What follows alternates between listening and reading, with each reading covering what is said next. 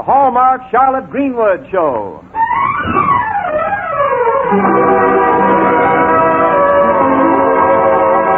Welcome now to our show. Here's a friend you all know. Charlotte Greenwood is with us again.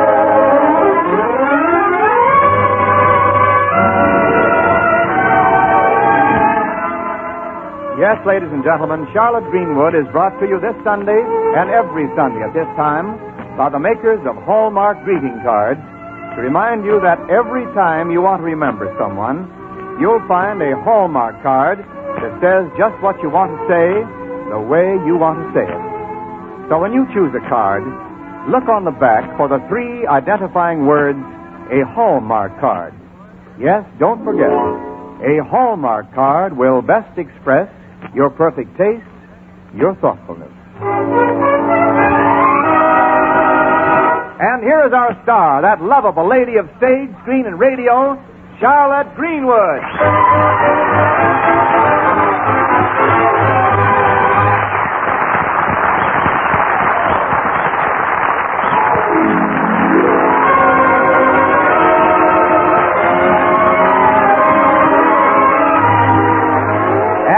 The Barton residence where Charlotte is bringing up the 3 Barton children, young Bobby and teenaged Barbara and Jack. It's a calm, tranquil spring day. But the calmer the spring, the harder the fall. It all starts with Bobby rushing into the dining room and saying, Charlotte. Well, young man, it seems to me you're a little late getting home from Sunday school. I stopped at Skinny Demon's house. Huh? Aunt Charlotte, when I go to heaven, will I have to wear one of them white nightgowns like in the pictures? Well, I hadn't thought about it. Why, Robert? Oh, nightgowns are sissies. Couldn't I just wear my pajamas? I think that could be arranged. Sure glad of that. Gee, when you find yourself in heaven, Aunt Charlotte, what'll you be wearing? I imagine a surprised expression. Oh, Junior. Is Junior here? Yes, I invited him to lunch. He's turning the ice cream freezer. You calling me, Miss Greenwood? Yes, Junior. We'll have a buffet luncheon. I'll put the salad and meatloaf and things on the sideboard, and I think we'd better eat at the table. Yes. Now, let's see. Now, there'll be Barbara, Robert, Jack, you, and I. Oh, yes, at church this morning, I invited a friend of Barbara's, Patricia Wells. You better put in an extra leaf, will you, on the table? Yes. 6 people for lunch and an extra leaf on the table. Mm-hmm. Robert, run and get the leaf, will you, while Junior pulls out the table? Okay, Aunt Charlotte. Say, Miss Greenwood, did I ever tell you about my uncle's Jersey cow? Oh, a very remarkable creature. Very remarkable animal. We reduced her once. Didn't feed her for a week.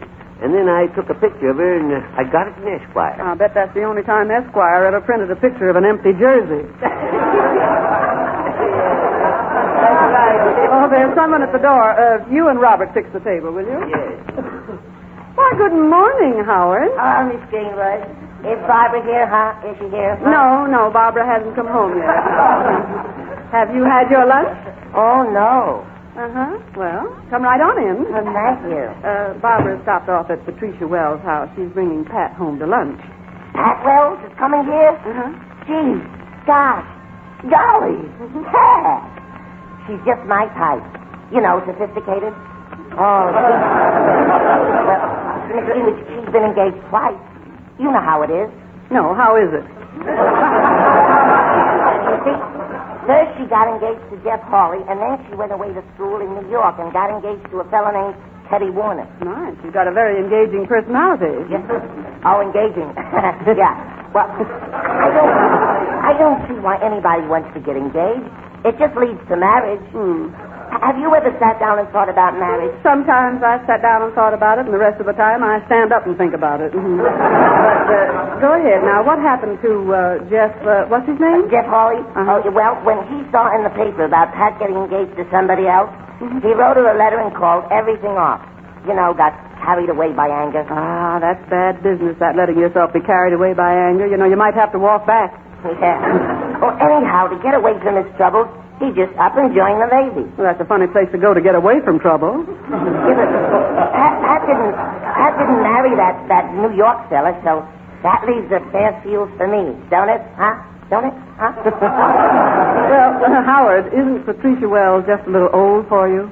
Oh, I ain't as young as I am. I mean, I ain't as old as I used to be because I never was. I mean, Look, Howard, you're 16. Now, how old is Pat? Oh, Pat's just turned 22. Well, turn 22 any way you like. It's still 22. Oh, say, Miss Greenwood. Howard, will you wait in the living room now, and I'll let you know when Barbara and Jack get here. Oh, okay, Miss Greenwood. Junior, Yes. Howard Morton's here for lunch. Now, we'll have 7 people instead of 6. Will you set the table for 7? Yes, I'm 7 instead of 6. Yes. Say, I forgot to tell you, that Jersey cow, my uncle's, we left her out in the rain.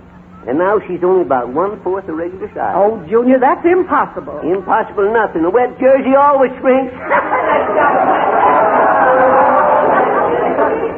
Oh, just a moment. Here we are, Aunt Charlotte. Oh, hello, Pat. I hope I'm not late, Miss Greenwood. I didn't even stop to change my dress. Do I look all right? Oh, that dress brings out the blue in your eyes beautifully. Oh, thank you. I left home in such a rush. If you don't mind, I'll pretty up a bit. I've never seen anyone who needed it less, but, Barbara, you take Pat up to your room. Oh, she needn't bother. I know where her room is. I'll only be a moment. I just want to pin these flowers on my dress. Don't worry about what's on it. You'll do all right with what's in it. Barbara, Howard Morton is here. Oh, but he told me he'd come after lunch. Yes, I think that's what he did come after. Anyhow, I invited him to stay. Oh, do you know Jeff Hawley? Aunt Charlotte, What? don't ever refer to him in front of Pat. Who, Jeff Hawley? Aunt Charlotte, for goodness sakes, Well, for goodness sakes, what's the matter? don't talk about him. It's caused Pat the 2 unhappiest years of her whole life. If you as much as mention Jeff Hawley in front of her, she'd walk right out of this house. Well, all right. I won't mention it, but if it's that serious, you better go in and warn Howard. He's in the living room. I will. If only Howard would get some sense. Oh, it's you, Jack. Yeah, and Aunt Charlotte, I'd like you to meet a friend of mine. He's in the Navy. Just got back from the South Pacific. Well, you don't say. The Navy certainly agrees with you, young man. Have you had your lunch? Why, no. Well, come in. This is my aunt, Charlotte Greenwood. Thank you, Mrs. Greenwood. Only it isn't Mrs. Greenwood. It's Miss Greenwood. Oh, I'm sorry. You're sorry. Oh, Junior. Miss Greenwood, won't mind staying for lunch inconvenience? Oh, not at all. Besides, there'll be some young ladies here who'll really go for a Navy uniform. Oh, what's so attractive in a Navy uniform? A sailor. Yes, I'm coming. Junior, put another leaf in the table. Instead of 7 for lunch, we'll have 8. 8. I said 8, yes. How's the ice cream coming along? Gee, homemade ice cream. Say, how about me giving you a hand at turning that crank? Oh, fine. Just ready to put the cream in. Too bad, though, we ain't got a shrunken cow like my uncle had. A shrunken cow? Yeah. Now, what's a shrunken cow good for? Condensed milk. You know, Aunt Charlotte, Jeff used to be scoutmaster of my troop. Jeff? Yeah, Jeff Hawley. You mean that young man is Jeff Hawley? Charlotte, will you please stop talking about Jeff Hawley? Well, what do you mean stop talking about Jeff Hawley? I brought him home with me, and Aunt Charlotte invited him to stay for lunch. Oh, Aunt Charlotte, how could you?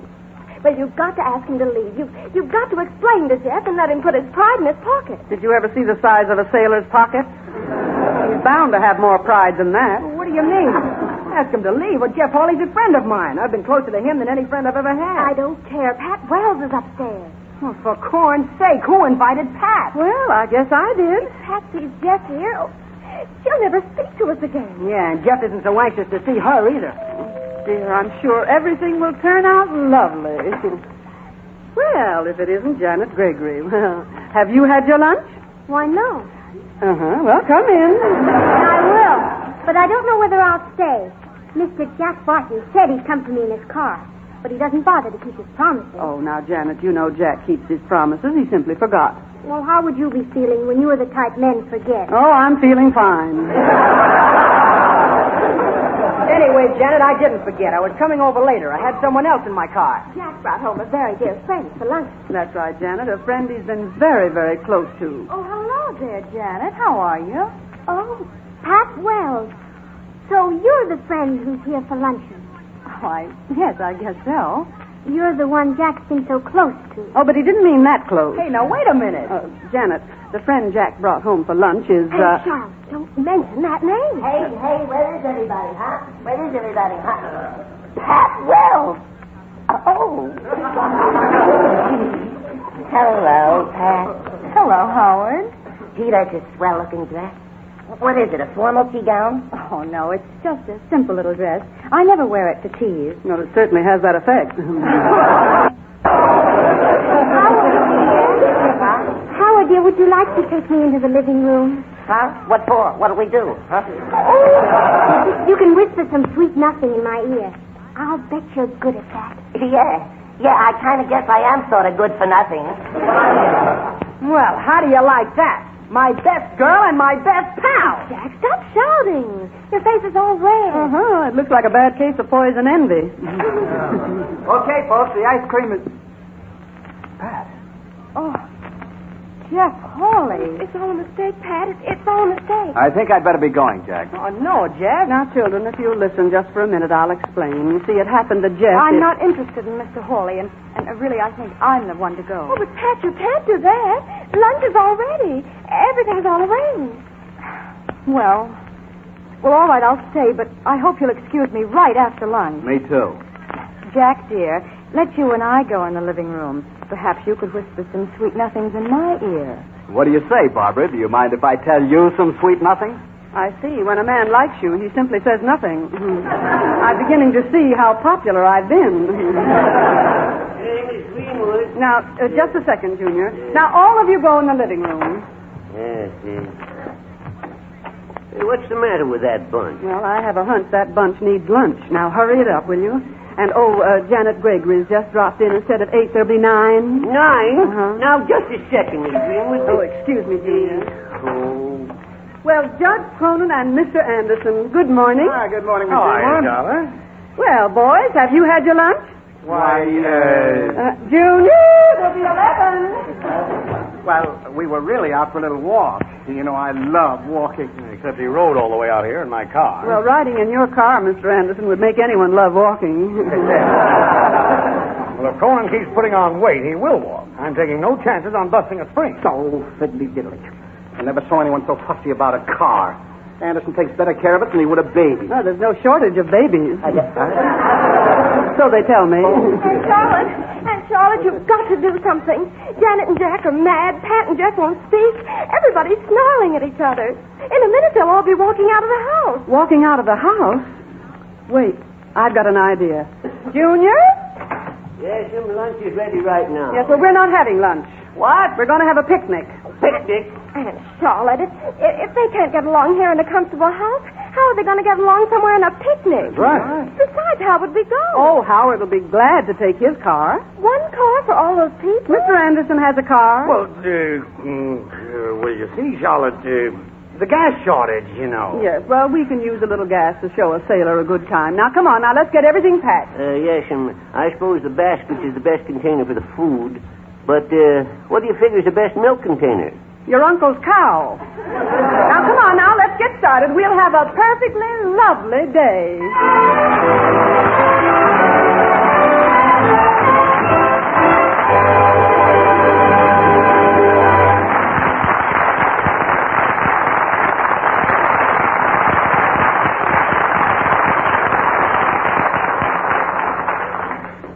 There's something exciting about getting mail. When the postman rings, we have a pleasant feeling of anticipation, even though we don't always find the sort of mail we hope for. But when we do, what a difference it makes. Yes, just finding a card that says hello from a friend can start the day right.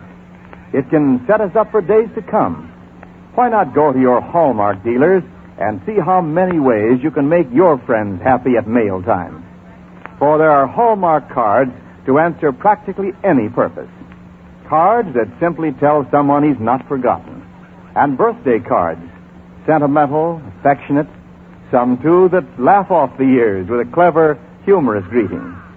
You'll find cards in faultless taste for wedding congratulations, for anniversaries. You can send best wishes for that new arrival, or encourage a friend in the hospital with a comforting cheer card. You'll always find a Hallmark card that says just what you want to say, the way you want to say it. Hallmark cards are on display at America's finest stores. Don't forget, a Hallmark card will best express your perfect taste, your thoughtfulness.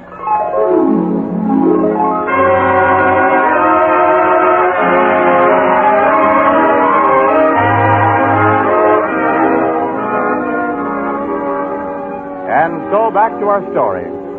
Charlotte's luncheon, originally planned for 6 people, has turned into a picnic for 11. They're now on their way to the picnic ground. In the first car are Charlotte, Willie Anderson, and Judge Cronin in the front seat, with Jack and Janet, Pat and Jeff in the back seat, and still Vickers. Aunt Charlotte, I don't see Howard's car. I thought he was going to follow along right behind us. Oh, Howard will be along. He has a road map. I marked it very plainly for him. Well, I wouldn't even trust Howard with a road map. Well, he isn't the only boy I wouldn't trust. All men are deceivers. Oh, man. That's a laugh. Yes, all men, Jeff Hawley. Oh, I wouldn't trust a man as far as a corner.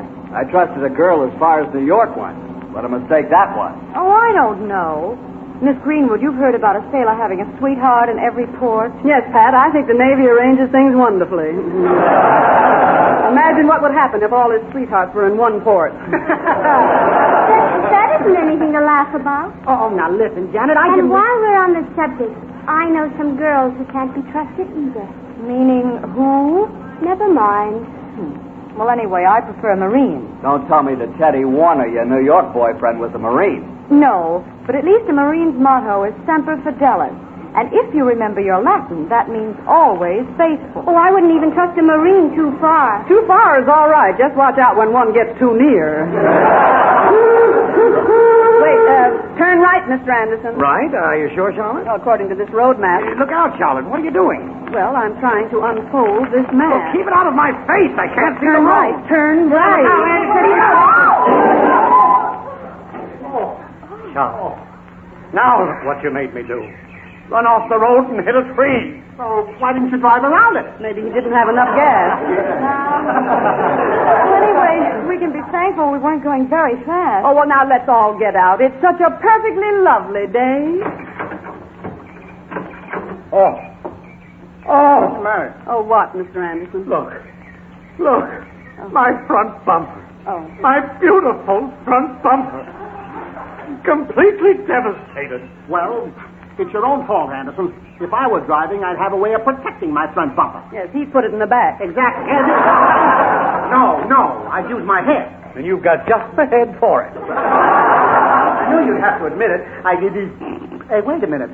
I'm not certain, but I seem to detect a slur in that remark, Anderson. Oh, come on, I think fellas. you This isn't getting us to the picnic ground. Let me have a look at that motor. If there's something wrong, maybe I can fix it. Fix it.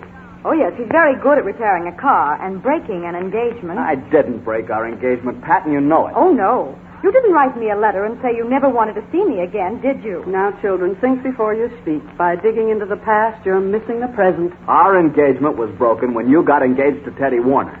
But do you believe in being engaged to 2 men at once? Well, why don't you answer? I don't have to answer. And if you imagine I wanted to see you again, you're very wrong. Well, I think you're both wrong and saying things you're going to be very sorry for later. Now, come on, Jeff. Let's have a look at the motor. Okay. And you too, Mr. Anderson. Look at my beautiful bumper. Oh, that bumper again. A fine picnic. Oh, gee, Pat, I'm sorry about all this. Especially it's happening to a wonderful friend. Jack, so you're finally confessing about you and Pat. Well, you weren't fooling me anyhow.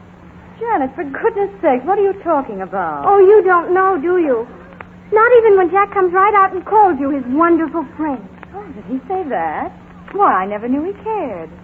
Well, now, wait a minute, Janet. You see, It's I meant that... perfectly plain what you meant. Well, I have no intention of spoiling your wonderful friendship. You can have the whole day to yourself. I'm going home. Yeah, but if you'll only let me... Wait, well, you can't walk all the way home. Janet, wait a minute. Janet, we found out what's the matter with the car. Oh, now, where are they going? Jeff, I think we can get a distributor arm at the garage that we saw down the road. Sure, when the other car gets here, somebody can drive back. Hey, I wonder how far we are from the picnic ground. Oh, let's see here. Miss Greenwood, Yes? there's something definitely wrong with your map.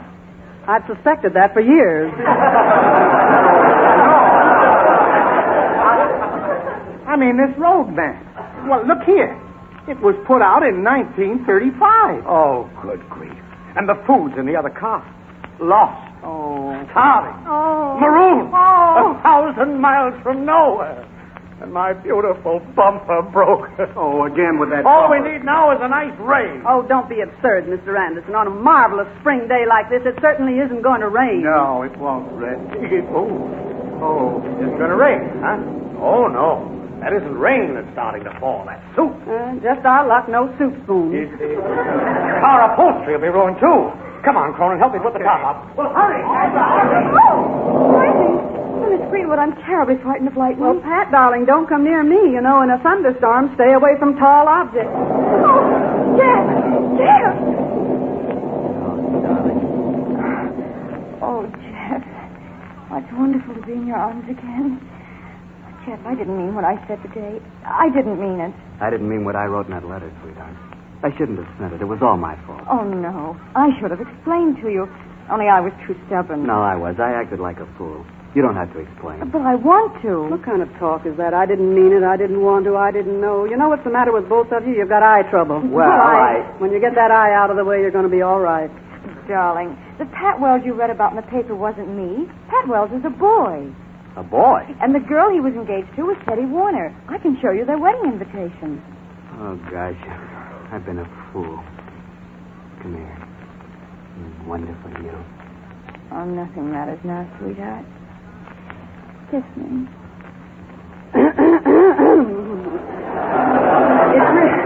It's really beginning to pour. We better find shelter.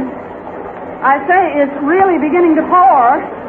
It's really beginning... Oh, it's getting monotonous, isn't it?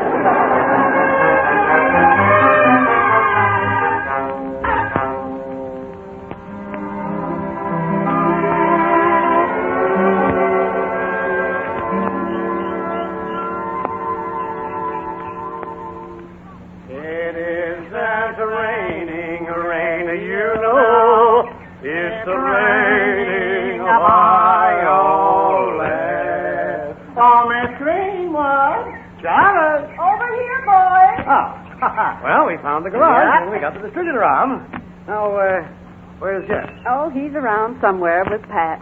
Around with Pat. Uh-huh. But we've got to get the car fixed. What are they doing? A pretty girl and a sailor? I don't know. But I'm sure they'll find something to do. Well, they're probably quarreling again. Quarreling? Yes, just like Janet and Jack. They're through with each other for life. Oh, here they are, Jack. Some shower, hey, Aunt Charlotte? Hey, you're all wet. That's hardly original, Jack. I've been told the same thing many times before. We found a nice dry place under a tree. Yeah. Come on, Janet. Let's put the car top down. It isn't going to rain anymore. Well, I give up.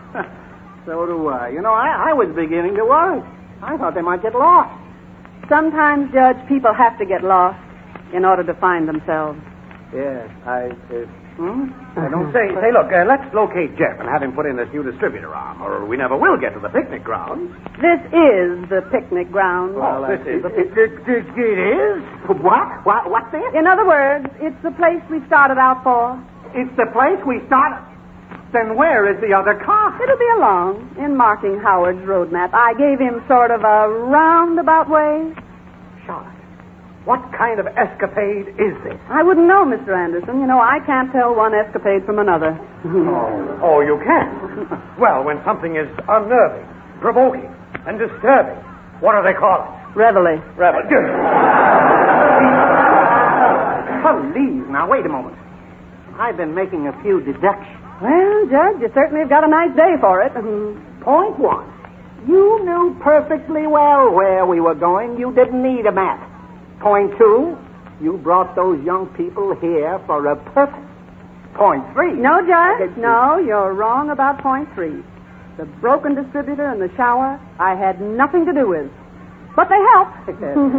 I still don't get it. Oh, it's all very simple, Mr. Anderson.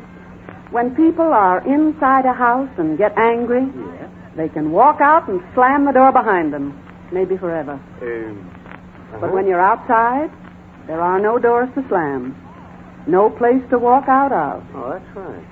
All there is here, in the open. They have to talk it over. And when you talk things over, you can usually straighten out anything. Well, yes. And besides, who could stay angry on a lovely day like this? Hey, there's the other car now. Here you are, Miss Greenwood. Well, I got here, Miss Greenwood. Hello, everybody. Gee, this is a swell place for a picnic. When do we eat? Hope there's no bumblebees around. Yeah, I'd sure hate to run onto one face to face. Face to face is all right. The trouble starts at the other end. Hey, Miss Greenwood, where's Pat, huh? Where is she? Pat's gone for a walk in the woods. Wood? Gee whiz. She shouldn't have done that. Well, this is a wild country. She might get hugged by a bear. Howard, a bear wouldn't make any impression on a girl after she's been hugged by a sailor. Huh? Oh, yeah.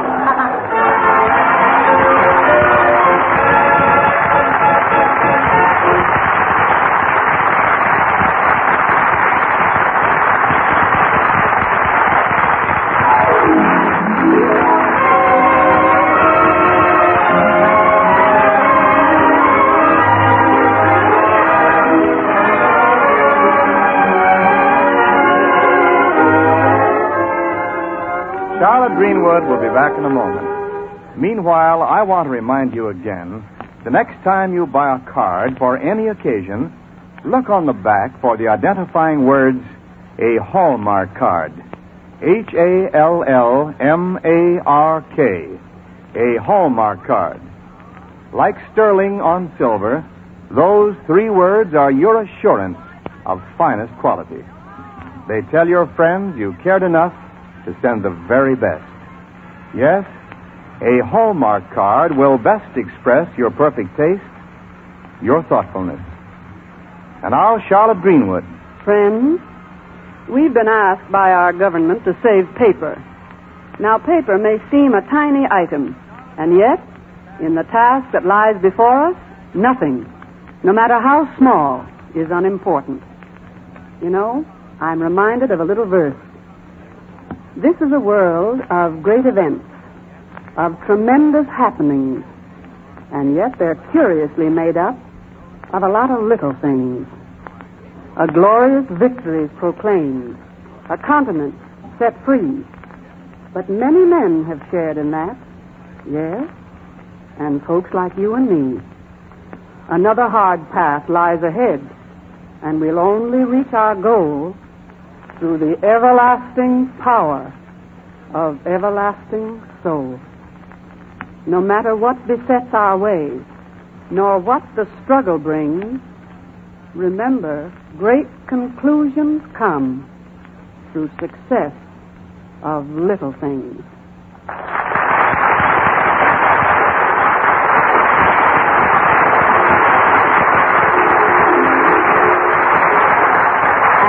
Until next Sunday at the very same time, Mrs. Charlotte Greenwood saying, so long, friends, until we meet again. So long, neighbor, till next Sunday, I'll just say, so long. So long.